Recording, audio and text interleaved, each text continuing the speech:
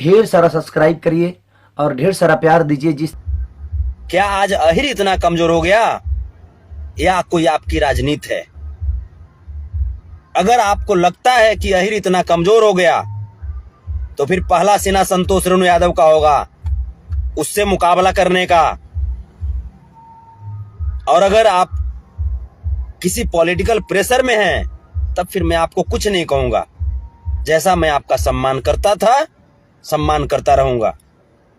लेकिन मैं बार बार मैं आपसे कहूंगा कि बहन बेटी और मां की इज्जत ताक पर रख करके